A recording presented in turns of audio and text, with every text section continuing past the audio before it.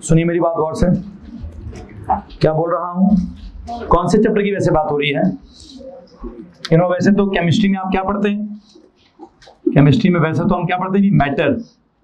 हमने मैटर के चैप्टर्स कैसे बनाए हैं। पहला चैप्टर हमने क्या बनाया, पहला चैप्टर क्या था, पार्टिकल्स ऑफ मैटर या पार्टिकल्स इन मैटर। ठीक है, पहला चैप्टर हमारा पार्टिकल्स के साथ रिलेटेड है, पार्टिकल्स ऑफ मैटर या पार्टिकल्स इन मैटर। हमारा दूसरा चैप्टर किस चीज का रिलेटेड है, केमिकल सब्सटेंसेस या, यार बातें बंद करनी है कि नहीं करनी है।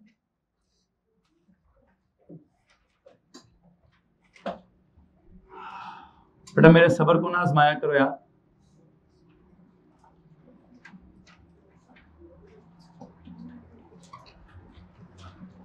मुझे बता दो, अगर पढ़ने का दिल नहीं कर रहा, मैं खामोशी से बैठ जाता हूं, आप बातें कर लो। ये तरीका ये भी हो सकता है, मैं पढ़ा रहा हूं तो मैं बातें नहीं बर्दाश्त कर सकता। आप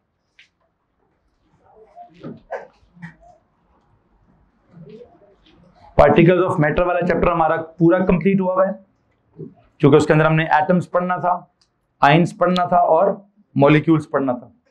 केमिकल फॉर्म्स ऑफ मैटर, ये वाला हमारा चैप्टर पूरा कंप्लीट नहीं हुआ बिकॉज इसके अंदर एलिमेंट्स होता है, कंपाउंड्स होता है और मिक्सचर्स होता है। अभी हमने कंपाउंड्स वाली बात पूरी नहीं की, हमने उससे पहले ही तीसरा चैप्टर खोल दिया है। कौन से वाला, फिजिकल स्टेट्स ऑफ मैटर वाला। और ये जो फिजिकल स्टेट्स ऑफ मैटर है, इसमें हम कौन कौन सी स्टेट्स पढ़ रहे हैं, सॉलिड, लिक्विड और गैस पढ़ रहे हैं। हमने देखिएगा जरा मैंने क्या क्या आपको पढ़ा दिया इस पार्टिकल्स ऑफ मैटर में। क्या था जी, मैं बार बार लिखता होता हूं ताकि दिमाग में सही तरह बैठ जाए। एटम्स और आयंस और मॉलिक्यूल्स, हमारी पहली बात है जो कि मुकम्मल है। फिर केमिकल फॉर्म्स ऑफ मैटर में क्या है, एलिमेंट्स, फिर कंपाउंड्स एंड मिक्सचर्स। ये बात भी कहीं ना कहीं हम मुकम्मल कर लेंगे। और अभी ये जो फिजिकल स्टेट्स ऑफ मैटर है, क्या क्या होती हैं, सॉलिड्स, फिर लिक्विड्स एंड क्या, एंड गैसेस। और हम लास्ट लेक्चर में सॉलिड, लिक्विड और गैसेस के ऊपर भी अपना एक इंट्रोडक्शन या introductory lecture about solids, liquids और गैसेस भी कर चुके हैं, जिसमें हमने सबसे ज्यादा फोकस किस बात पर किया कि उसके अंदर एटम्स हैं या आयंस हैं या मॉलिक्यूल्स हैं, ये जो भी पार्टिकल्स हैं, सॉलिड स्टेट के लिए पार्टिकल्स का क्या होना जरूरी है। ये चीज क्या जी, सॉलिड स्टेट होने के लिए पार्टिकल्स का आपस में करीब करीब होना, टाइटली पैक्ड होना, रेगुलरली अरेंज्ड होना, फिक्स्ड पैटर्न्स होना, ये बड़ा जरूरी है। अब ये कैसे मुमकिन है, tightly packing of the particles के लिए क्या होना जरूरी है, फोर्स ऑफ अट्रैक्शन को बहुत बहुत क्या बहुत स्ट्रांग होना जरूरी है। तो हमने जनरली कहा कि जिस भी किसी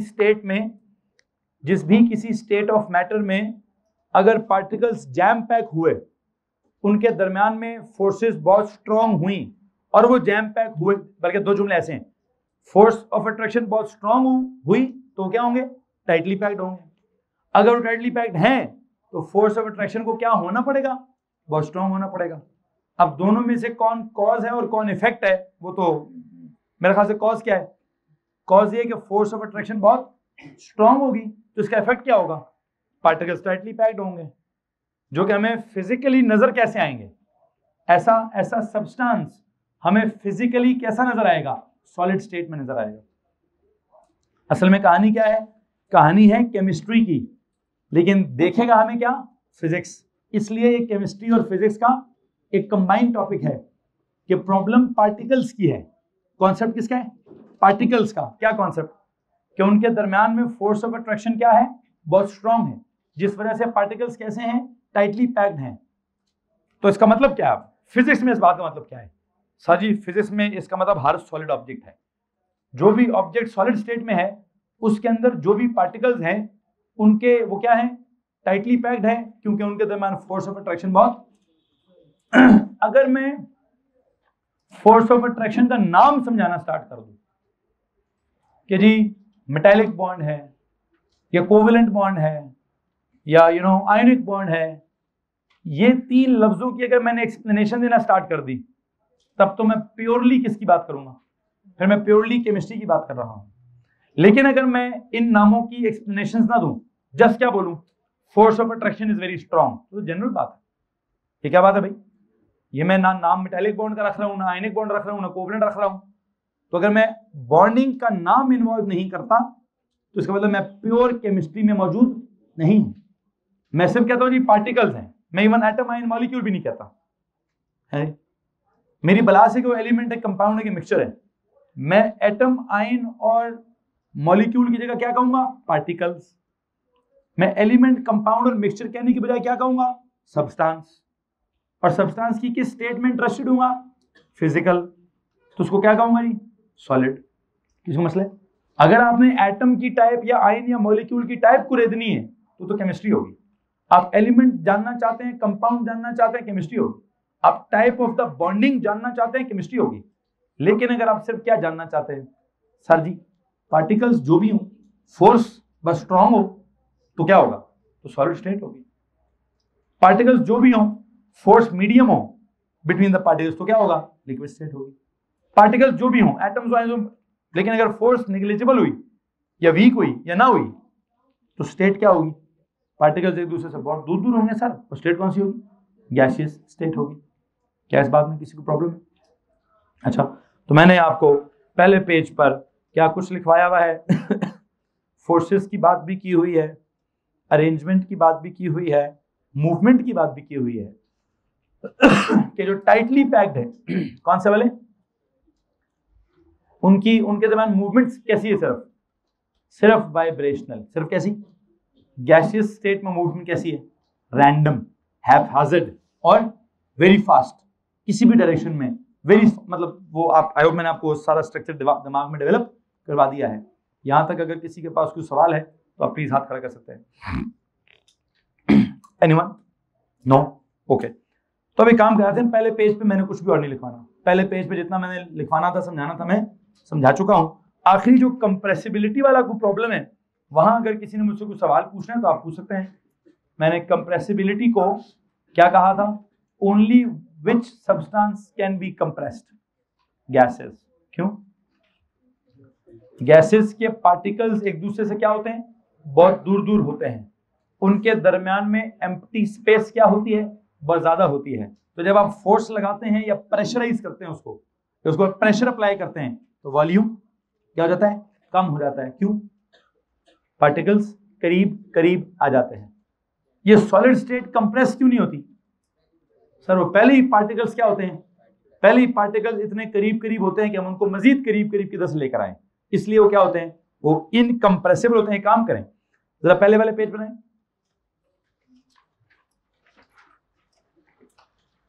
आपने सॉलिड स्टेट के साथ क्या लिखा है, इनकंप्रेसिबल लिखा है ना। उस इनकंप्रेसिबल के नीचे मैंने कुछ नोट भी लिखवाया होगा, क्या कि जी because the particles are already very tightly packed and there are no gaps to fill, yet they are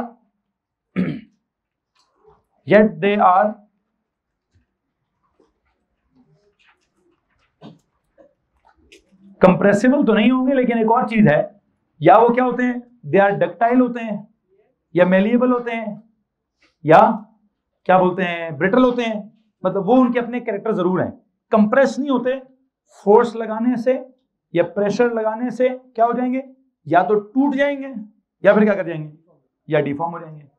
अब उनमें से टूटेगा कौन और उनमें से डिफॉर्म कौन होगा? टूटेगा वो जो ब्रिटल होगा, शीशे की तरह का होगा, है तो सॉलिड ना। डिफॉर्म कौन होगा? जो लोहे की तरह का होगा, जिसपे डेंट शेंट पड़ेगा। ठीक है, तो आपने जो इनकंप्रेसिबल के साथ लिखा है कि वो कंप्रेस नहीं होते because the particles are already very tightly packed and there are no gaps to fill. However yet they are what, क्या लिखें, they are malleable or ductile और ब्रिटल, दे आर मेलिएबल और डक्टाइल और brittle. हमने metals को पढ़ा हुआ है, मेटल्स कैसे होते हैं, अब प्योर केमिस्ट्री का सवाल है, क्योंकि मेटल अब केमिस्ट्री की बात है ना, तो मेटल्स क्या होते हैं, वो ब्रिटल होते हैं कि डक्टाइल होते हैं सर? हाँ, वो मेलिएबल एंड ब्रिटल। तो ग्लास क्या होता है, ग्लास है तो सॉलिड ही है ना, एग्जांपल तो सॉलिड की एग्जांपल है, लेकिन अब ब्रिटल नहीं है, क्या है, सॉरी डक्टाइल नहीं है, क्या है, ब्रिटल है। तो कंप्रेस होना एक अलग फिनोमेना है, ब्रिटल या डक्टाइल होना एक अलग फिनोमेना है। खैर जी,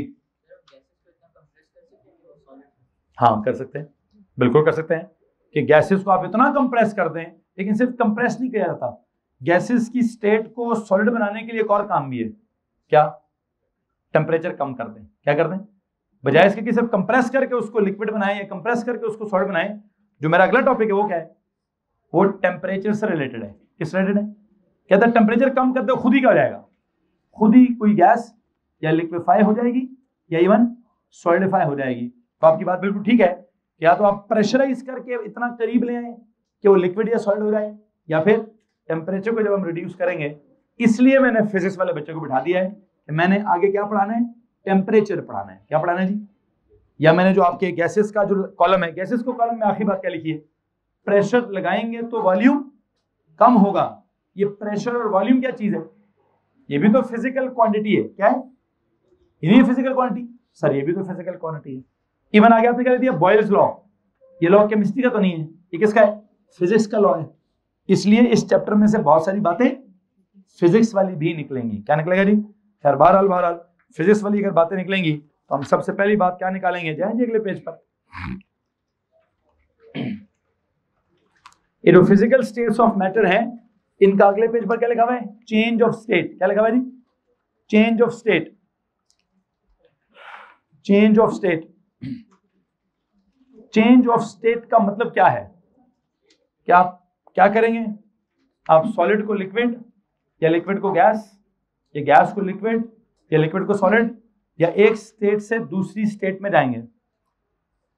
अब एक इस चेंज ऑफ स्टेट की फिजिक्स है और एक इस चेंज ऑफ स्टेट की केमिस्ट्री है। देखते हैं कि फिजिक्स सुनानी है कि केमिस्ट्री सुनानी है। आपके इस चैप्टर का टॉपिक क्या चल रहा है, change of state.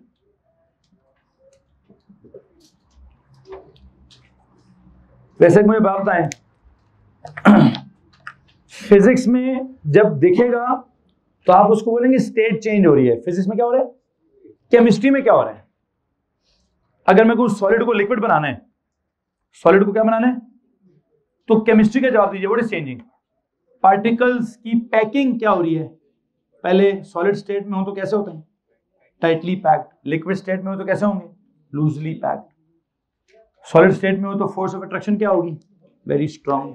Liquid state में तो फोर्स ऑफ अट्रैक्शन क्या होगी, मीडियम। सॉलिड स्टेट में हो तो मूवमेंट कैसी होगी, वाइब्रेशनल।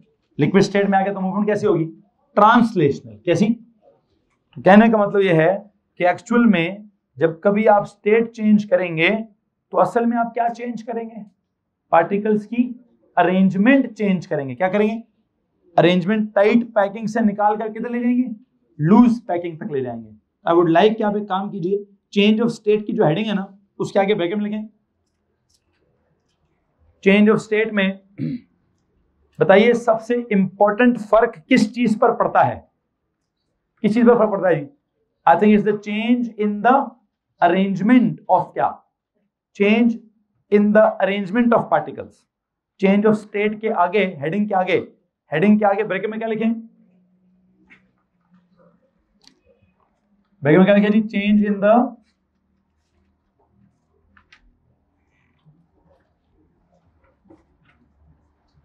Arrangement of particles. अब एक सवाल और भी है आपसे, क्या सिर्फ अरेंजमेंट चेंज होती है, पिछला वाला पूरा टेबल चेंज हो जाता है, पिछला पूरा टेबल चेंज मतलब अरेंजमेंट भी चेंज हो जाएगी। आपके टेबल में और क्या क्या है, आपके टेबल में सबसे पहली रो किसकी थी, अरेंजमेंट की, फिर फोर्स के लेवल की, फिर मूवमेंट की। तो जब आप स्टेट चेंज करेंगे, it's not just the arrangement that will change, it's the force of attraction का लेवल भी चेंज हो जाएगा, टाइप ऑफ मोशन भी चेंज हो जाएगी, एंड प्रॉपर्टीज भी चेंज हो जाएंगी। इसको मसला इस बात से, लेकिन मैं फिल वक्त अभी एक ही बात लिखवाना चाहता हूं, क्योंकि जगह नहीं है शायद पेज के हेडर पे इतनी। मैंने क्या लिखवाया है, चेंज ऑफ स्टेट में चेंज क्या होगा, change in the arrangement of particles होगा। अच्छा और ये अरेंजमेंट ऑफ द पार्टिकल्स को चेंज कराएगा कौन, अरेंजमेंट ऑफ द पार्टिकल्स को चेंज कराएगा कौन, इसके लिए मैंने क्या लिखा है कि जो the physical state of matter can be change simply by what, by heating और कूलिंग। तो please underline the word heating और कूलिंग, कि ये अरेंजमेंट को चेंज करने के लिए, केमिस्ट्री में अरेंजमेंट चेंज करने के लिए और फिजिक्स में स्टेट चेंज करने के लिए क्या होगा, क्या चाहिए होगा जी, हमें हीट करना चाहिए होगा या कूल करना चाहिए होगा, हीटिंग और कूलिंग। यहां पे सबसे पहला लफ्ज जो आपके पास आता है व्हाट इज इट, हीटिंग में से हीट आता है। क्या आता है जी, हीट को अंडरलाइन करिए, बताएं यार ये हीट क्या चीज होती है।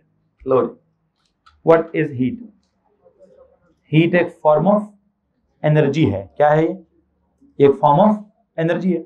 इस एनर्जी का ताल्लुक किसके साथ होगा, इसका ताल्लुक, हाँ इसमें से टेम्परेचर का भी ताल्लुक होगा, लेकिन इस वक्त आपने सब्सटेंस को क्या करना है, जब भी आप किसी सब्सटेंस को या किसी ऑब्जेक्ट को हीट देंगे तो सब्सटेंस के पार्टिकल्स क्या करेंगे, उस एनर्जी को अपने अंदर एब्जॉर्ब कर लेंगे। क्या कर लेंगे जी, तो बुनियादी तौर पर हीट के साथ मुझे लगता है पहली दफा हीट का लफ्ज आया ना, तो पहली दफा जब ये लफ्ज आया तो मैं क्या लिखवाऊंगा, it's a form of energy that is associated with क्या, क्या जी, with the particles of a system, with the particles of a substance. अब ये लिखेंगे किधर लिखेंगे, जगह है ऊपर की, यानी पेज के हेडर पर कहीं पर भी अगर जगह है तो प्लीज वहां जाके लिखिए हीट क्या होता है। देखिए heat is a form of, अगर ऊपर जगह नहीं है तो बिल्कुल नीचे चले जाए, अगर पेज के हेडर पर आपको लगता है कि जगह नहीं है, वैसे तो मेरा मशवरा है कि ऊपर लिखें, नीचे ना जाए, पेज के हेडर पे जाए। एकदम से क्या लफ्ज आ गया है, हीट आ गई है, तो हीट क्या है, देखिए जी पेज के हेडर पर, heat is a form of energy, heat is a for gas से लिक्विड और लिक्विड से सॉलिड हो जाएगा। तो हीट बुनियादी तौर पर क्या हुई, हीट एक वैसे मुझे इसको किधर पढ़ाना है, फिजिकल क्वांटिटी भी वैसे heat, if it is a form of energy then you must know energy is क्या। लेकिन आप देखेंगे बाद में कि ये बेस क्वांटिटी है या ये डिराइव्ड क्वांटिटी है। मैं अगर आपको एक स्ट्रक्चर बिल्ड कर देता हूं, आपको मालूम है आपका फिजिक्स का स्ट्रक्चर, कि मैंने लास्ट लेक्चर में भी शायद बोला होगा कि आप क्या चल रहे थे, पहला चैप्टर क्या था, लेंथ एरिया वॉल्यूम, दूसरा क्या था, मास वेट डेंसिटी, तीसरा क्या चल रहा है, टाइम पीरियड एंड फ्रीक्वेंसी। इसके बाद अगला क्या चलेगा, ये था लेंथ वाला चैप्टर, फिर आ गया मास वाला चैप्टर, फिर आ गया टाइम वाला चैप्टर, अब क्या आएगा, टेम्परेचर वाला चैप्टर। तो यूं समझो टेम्परेचर वाला चैप्टर भी स्टार्ट हो गया है, जिसमें किसका ताल्लुक होगा, हीट का ताल्लुक होगा। आपको वैसे तो क्या बोलते हैं, लेंथ के साथ आपने एरिया वॉल्यूम एज डिराइव्ड पढ़ा है, मास के साथ आपने वेट और डेंसिटी एज डिराइव्ड पढ़ा है, टाइम के साथ आपने फ्रीक्वेंसी को अभी एज अ डिराइव्ड क्वांटिटी पढ़ना है। इसके बाद टेम्परेचर जब आप पढ़ेंगे तो उसके साथ कौन होगा डिराइव्ड क्वांटिटी के तौर पर, हीट पढ़ाऊंगा एज क्या, एज अ डिराइव्ड क्वांटिटी। और उसकी बैकग्राउंड क्या चल रही है, उसकी बैकग्राउंड ये चल रही है, यहां मैं उस हीट को या टेम्परेचर को थोड़ा केमिस्ट्री के अंदाज में करूंगा, और मैं फिजिक्स की कॉपी में मैं फिर ये सारा कुछ नहीं लिखवाऊंगा, वहां में सिर्फ क्या लिखवाऊंगा कि क्वांटिटी बेस है कि डिराइव्ड है, क्वांटिटी का सिंबल क्या है, क्वांटिटी की यूनिट क्या है, क्वांटिटी का फार्मूला क्या है, यू गेट माय पॉइंट। अभी मैं क्या पढ़ाऊंगा, अभी आप स्टेट्स ऑफ मैटर का थोड़ा सा केमिकल हिस्सा देखेंगे, लेकिन इसी स्टेट्स ऑफ मैटर या इन्हीं पार्टिकल्स के साथ एसोसिएटेड टेम्परेचर, और हम बात क्या कर रहे हैं बेटा, इसको छोड़ दो प्लीज, इस तरफ आ जाओ। आपके पास वो कहते हैं सर जगह नहीं है, तो टेबल में कहीं भी जगह बना ले, टेबल के हेडर पे, टेबल में आप देखे प्रॉपर्टीज वाले पे जाएं, चलो नीचे जगह नहीं, मैं एक जगह बना देता हूं, आपको टेबल की हेडिंग नजर आ रही है, एक तरफ लिखा प्रॉपर्टीज सॉलिड लिक्विड गैस, इसके ऊपर थोड़ी सी जगह है, वैसे प्रॉपर्टीज के ऊपर लिखे डेंसिटी, सॉलिड के ऊपर लिखे हाई, लिक्विड्स के ऊपर मीडियम, गैस के ऊपर लो। अगर वहां जगह बना दे तो बना दे। मैं जो एक्स्ट्रा लिखवा रहा हूँ प्लीज ये नोट्स में ऐड करवा दीजिएगा, जो भी हमारे वो जो शीट्स बनी हुई है, मैं एंड पेन को दोबारा उसको कंप्लीट वर्जन दोबारा व्हाट्सएप भिजवा दूंगा। सो उसमें फिर 3 कलर हो जाएंगे मैम। पहले से वो ब्लैक कलर में है, जो ब्लैंक्स थी वो ब्लू कलर में आ गई। अब तीसरा जो मैं एक्स्ट्रा लिखवा रहा हूं वो रेड कलर से लिख दीजिएगा, ठीक। सो वापस चलें जनाब साहब, हो गया आपका जवाब बेटा क्लियर हो गया? फातिमा आपने सवाल पूछा डेंसिटी वाला क्लियर हो गया? ठीक है जी, वापस आए जनाब साहब। टॉपिक मेरा क्या है जी? टॉपिक है change of state. Change of state में क्या होता है? ये फिजिकल प्रोसेस है, केमिकल प्रोसेस नहीं। इसमें पार्टिकल की टाइप चेंज नहीं होगी, पार्टिकल्स की अरेंजमेंट चेंज होगी। ये केमिकल नहीं, ये एक फिजिकल प्रोसेस है। इसको कराने के लिए करना क्या पड़ेगा? क्या करना पड़ेगा? चेंज ऑफ स्टेट कराने के लिए या तो हीटिंग करनी पड़ेगी या फिर कूलिंग करनी पड़ेगी। हीटिंग करने का मतलब है हम हीट देंगे, कूलिंग करने का मतलब है हम हीट निकाल लेंगे। तो अब ये हीट क्या है जो देंगे और निकाल लेंगे? ये कैसे देंगे, कैसे निकालेंगे? चूल्हे पे रखेंगे तो हीट दे देंगे, रेफ्रिजरेटर में रखेंगे तो हीट निकाल लेंगे, ठीक है। अब बेसिकली हीट क्या है? Heat is the form of energy. अब वो फॉर्म ऑफ एनर्जी इस वक्त तो मैं आपको इतनी समझाऊंगा कौन सी फॉर्म ऑफ एनर्जी है। जैसे आग लगा दी जाए, आग में से हीट निकल रही होती है, ठीक है। ये पूरा एक टॉपिक बनता है थर्मल फिजिक्स। कौन सा? ये कौन सा टॉपिक बनेगा जी? थर्मल फिजिक्स वाला। तो यूं समझे कि थर्मल फिजिक्स की भी कुछ ना कुछ क्या रखी जा रही है, बुनियाद रखी जा रही है। बहरहाल वापस आए जनाब साहब। अभी तो पहली ड्राइंग, मैंने सबसे पहली ड्राइंग में क्या लिखा हुआ है? नाम रखे हुए हैं। क्या नाम रखे हुए हैं? सॉलिड से लिक्विड में जाएं, इसका नाम क्या जी? ए। व्हाट इज दिस ए? ए क्या चल रहा है? ए का नाम क्या रखेंगे? सॉलिड से लिक्विड हो रहा है ना, तो डबा कंप्लीट करें। टेबल में जाए, इसका नाम क्या रखें? मेल्टिंग। एक और नाम भी होता है फ्यूजन। क्या? फ्यूजन। मेल्टिंग के साथ साथ क्या लिखें? फ्यूजन भी लिखें। फ्यूजन भी लिखें, मेल्टिंग लिखें, फिर साथ में क्या लिखें? फ्यूजन। टेबल कंप्लीट करें, ऊपर वाले टेबल में जाएंगे। फिर बताएं बी फॉर ब्रावो किधर है? बी में क्या हो रहा है? बी में लिक्विड से गैस में जा रहे हैं। लिक्विड से गैस में जाना क्या होता है? बॉइलिंग। क्या? बॉइलिंग बोलेंगे इसको। मैम इवेपोरेशन लिखा हुआ है, गलत लिखा हुआ है। Call it vaporization. Evaporation is something else. E काटें जी, वेपराइजेशन। वेपोरेशन भी करता है, वेपराइजेशन जो सही लफ्ज है प्लीज वो ठीक कर लीजिए। जो आपने लिखा है कहां पे? लिक्विड से गैस। आप पढ़ रहे हैं क्या जनाब साहब? चेंज ऑफ स्टेट पढ़ रहे हैं। आपने कहा सर 3 स्टेट्स होती हैं, एक सॉलिड होता है, एक लिक्विड होता है और एक गैस होता है। सॉलिड से जब लिक्विड पर आए तो आपने इस प्रोसेस को क्या बोला है? ए। और आपने ए का नाम क्या रख दिया? ए में क्या हो रहा है? Solid to liquid. What is it? Melting. या फिर मैंने एक और नाम क्या रखा है? फ्यूजन। इसकी रिक्वायरमेंट क्या है वैसे? हीट देनी है कि लेनी? हीट देंगे तो क्या लिखेंगे? हीटिंग। फिर यहां लिखा है liquid to gas. What is liquid to gas? B. B का नाम क्या है? असल नाम है बॉइलिंग या इवेपोरेशन कुछ और होता है, नाम है वेपराइजेशन। वेपराइजेशन। इसमें भी क्या करना है? हीट देनी है सर। पानी को उबालने के लिए उसको चूल्हे पे रखना पड़ेगा, उसको हीट देनी पड़ेगी, तब पानी क्या करेगा? तब पानी 100 डिग्री पे जाकर उबलना स्टार्ट करेगा। अच्छा आगे क्या लगा हुआ है? सी की तरह। सी है सॉलिड से डायरेक्ट गैस। कुछ सब्सटेंसेस ऐसे होते हैं जिनको हीट करो तो वो लिक्विड स्टेट से पास, उनकी कोई लिक्विड स्टेट नहीं होती, वो क्या करते हैं? सीधा सीधा गैस में जाते हैं। इस प्रोसेस का नाम क्या है? सब्लिमेशन। इसमें भी क्या चाहिए? तो अभी तक जो मैंने 3 प्रोसेसेस लिखे हैं ABC। ए फॉर ए में क्या हो रहा था? सॉलिड से लिक्विड। आपने सॉलिड को लिक्विड बनाने के लिए, टाइटली पैकिंग को लूजली पैकिंग करने के लिए, पार्टिकल्स को एक दूसरे से दूर दूर करने के लिए, उनके दरम्यान में फोर्स को ओवरकम करने के लिए क्या करना जरूरी है? क्या करना जरूरी है? सर जी हीट देना तो जरूरी है। क्यों जरूरी है? मैंने आगे बड़ी डिटेल से एक एक प्रोसेस को एक्सप्लेन किया है। मैं उस प्रोसेस की तरफ भी थोड़ी देर में आपको लेके जाता हूँ। फिलहाल ये नामों को पूरा कर लीजिए। सी के बाद डी वाला कौन सा नाम है?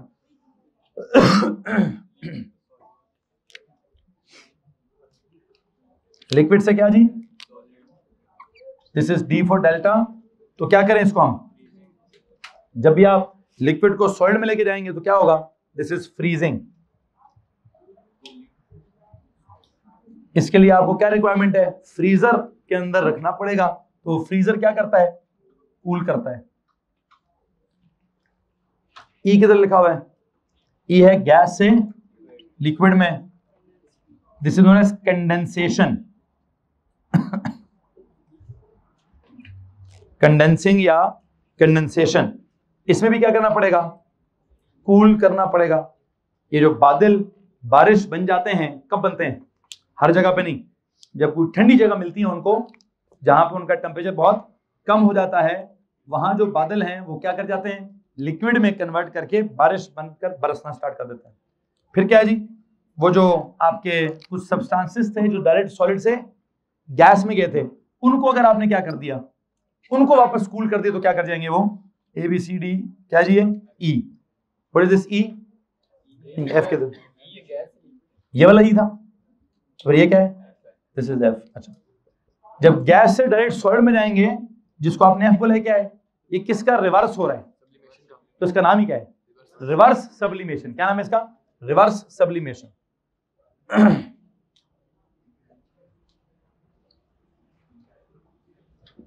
कॉल इट क्या जी? Call it reverse sublimation. इसके लिए भी क्या चाहिए?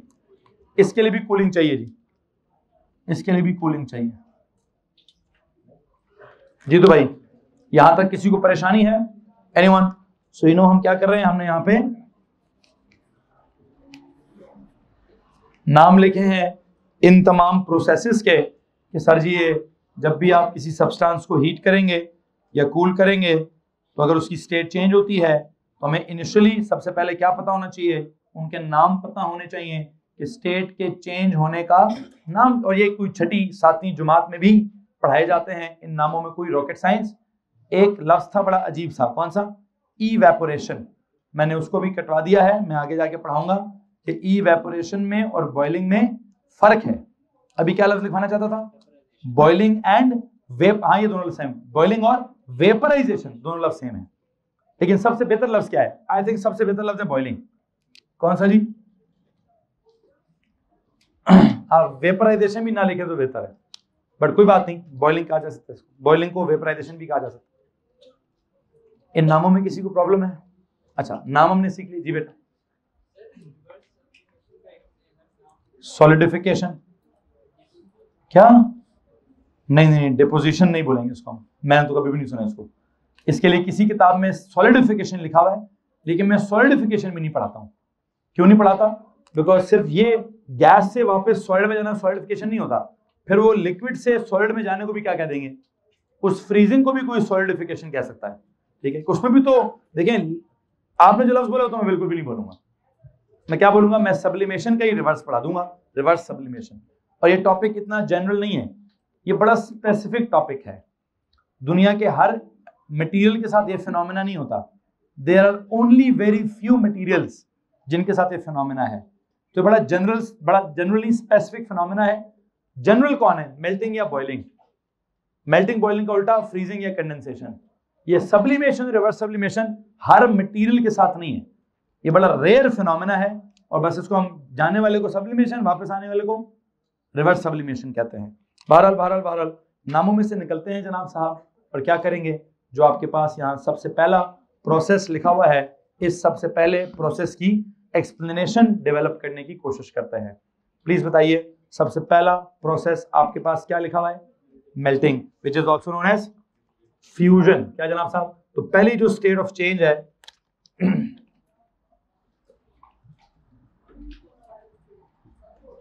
That is melting. अच्छा जी, अब इस पहली स्टेट चेंज में या चेंज ऑफ स्टेट में, जिसको आप क्या कहते हैं? जिसको आप फ्यूजन भी कहते हैं। अब जरा इसकी डेफिनेशन देखिए, मैंने गौर से क्या क्या लिखा हुआ है इसके अंदर। पहले मैंने कहा इट इज अ कौन सा process? Underline the word physical process. मैंने उसको केमिकल प्रोसेस क्यों नहीं कहा? इसकी पहचान है, फिजिकल प्रोसेस भी लिखते होते। इस फिजिकल प्रोसेस में क्या क्या चीज किस किस चीज में कन्वर्ट हो रही है? It's a physical process of conversion of क्या? सॉलिड सब्सटेंस इनटू क्या? A liquid substance. अपॉन क्या? Upon heating. एट क्या? ये बड़ी अजीब सी बात कर दी मैंने, at a fixed constant temperature. लो जी हमें इसकी पहली लाइन तो समझ आ गई थी, कौन सी वाली? कि एक फिजिकल प्रोसेस है, मैंने इसकी एक्सप्लेनेशन आपको दी हुई है कि सिर्फ क्या चेंज होता है? पार्टिकल की टाइप चेंज नहीं होती, पार्टिकल्स की अरेंजमेंट चेंज होती है। तो उस प्रोसेस को क्या बोला जाए? फिजिकल। क्या बोला जाए जी? प्लीज ध्यान दीजिए, प्लीज ध्यान दीजिए। फिजिकल प्रोसेस बोला जाए। अब्दुल हाद इधर ध्यान दो बेटा, नीचे नहीं देखो, मेरी तरफ देखो। प्रोसेस का नाम हमने फिजिकल प्रोसेस रख दिया। किसी को मसला है? हो क्या रहा है इस फिजिकल प्रोसेस में? कन्वर्जन हो रही है। किसकी? Conversion of a solid substance into a, इसमें किसी को मसला है? ठीक है। अपॉन क्या करना? क्या आपने हीट करना होगा, अपॉन हीटिंग। ये भी समझ आ गया। एंड पे लिखा है क्या? At a fixed constant temperature. Please इसको अंडरलाइन करें। At a fixed constant temperature. At क्या? At a fixed constant temperature. अभी हमें यही नहीं पता कि टेम्परेचर क्या चीज होती है। क्या नहीं पता? हमें नहीं पता कि टेम्परेचर क्या चीज होती है। टेम्परेचर तब्दील कब कब होता है, टेम्परेचर कांस्टेंट कब कब होता है। इस लाइन को अंडरलाइन करके जरा क्वेश्चन मार्क लगा दें। Eight a fixed constant temperature को प्लीज अंडरलाइन करें और इधर क्वेश्चन मार्क लगा दें। क्यों? बिकॉज मैंने अभी आपको टेम्परेचर के बारे में भी कुछ बताना भी नहीं है वैसे। बहरहाल आप इससे नीचे वाली लाइन में आए, वहां क्या लिखा हुआ है? Solid arrow liquid. सॉलिड के साथ क्या लिखा हुआ है जी? एरो बना हुआ है। एरो पे क्या लिखा है? एरो के ऊपर कुछ लिखा है। एरो के बाद क्या लिखा है? आपके पास क्या चीज मेल्टिंग में क्या होता है? सॉलिड होता है। करना क्या पड़ता है इसको? सॉलिड को क्या करते हैं? नहीं, क्या करेंगे? हीट करेंगे, कूल करेंगे? सर करेंगे तो हीट। सॉलिड को हीट करेंगे तो हाँ, प्रोसेस का नाम क्या होगा? करना है हीट। प्रोसेस का नाम क्या है? हाँ तो ठीक है जी। तो इसका दो एक नीचे लिखते हैं हीटिंग, ऊपर क्या लिखते हैं? का ताल्लुक किसके साथ है? इसका मतलब हीट का ताल्लुक समझ आ रहा है हमें कि जब आप हीट करते हैं तो वो एक एनर्जी होती है। वो एनर्जी क्या करती है? वो एनर्जी पार्टिकल्स उस एनर्जी को एब्जॉर्ब करते हैं। पार्टिकल्स उस एनर्जी को एब्जॉर्ब करके क्या करते हैं? उन पार्टिकल्स की क्या हो जाता है सर? उनके दरमियान में जो फोर्सेस होती हैं, उन फोर्सेस को क्या किया जाता है? उन फोर्सेस को ओवरकम करने की कोशिश की जाती है या ब्रेक करने की कोशिश की जाती है।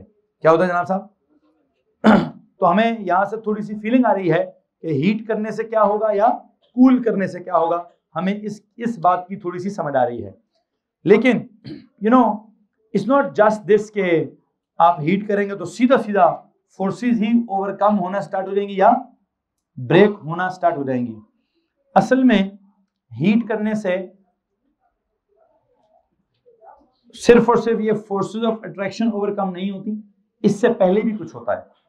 अब इससे पहले क्या होता है वो मैंने आपको नीचे मजीद एक्सप्लेन कर दिया है। क्या ली सवाल क्या लिखा है? Explain what happens when we heat a solid substance. तो लिखा है ना, हेडिंग क्या लिखी है? When we heat a solid substance. इससे पहले क्या लिखें? व्हेन से पहले लिखें explain what happens when we heat a solid substance. Explain what happens. When से पहले क्या लिखें जी?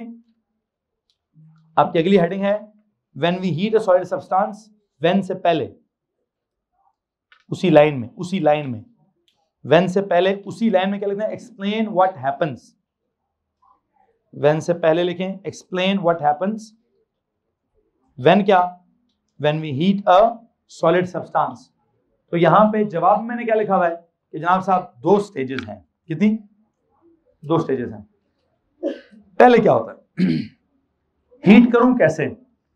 एक तो सिंपल हो गया सर जी, जिस ऑब्जेक्ट को आप हीट करना चाहते हैं उसको चूल्हे के ऊपर रख दे।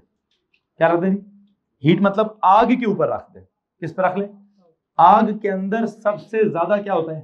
हीट एनर्जी होती है। क्या होता है? जब आप उसको आग के ऊपर रख लेंगे, या बल्कि समझे सर आग खुद ही क्या होता है? आग खुद ही हीट एनर्जी होती है। आग क्या होता है? मुझसे लास्ट लेक्चर में आपने कुछ पूछा था कि आग क्या होती है। आग एक हीट होती है। आग एक हीट एनर्जी होती है। आपने शायद पूछा था सर आग की स्टेट क्या होती है। इन्होंने मुझसे उस दिन पूछा आग की स्टेट क्या होती है।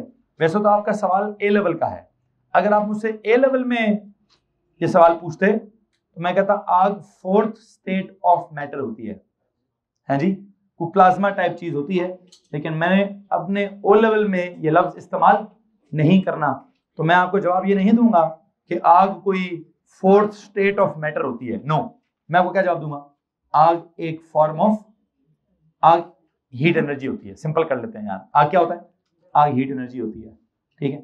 अब ये आग जो कि हीट एनर्जी है कहां कहां से निकलती है, इसकी पूरी फिजिक्स है, ये मुझ में से भी निकलती है, आप में से भी निकलती है। ये हर वो ऑब्जेक्ट जिसका टेम्परेचर, बल्कि एक काम करते हैं, नहीं तो बहुत ज्यादा डिटेल हो जाएगी, हम में से जो आग निकलती है वो हमें नजर, क्योंकि उस आग का नाम होता है इंफ्रारेड रेडिएशंस। क्या नाम होता है, इंफ्रारेड रेडिएशंस।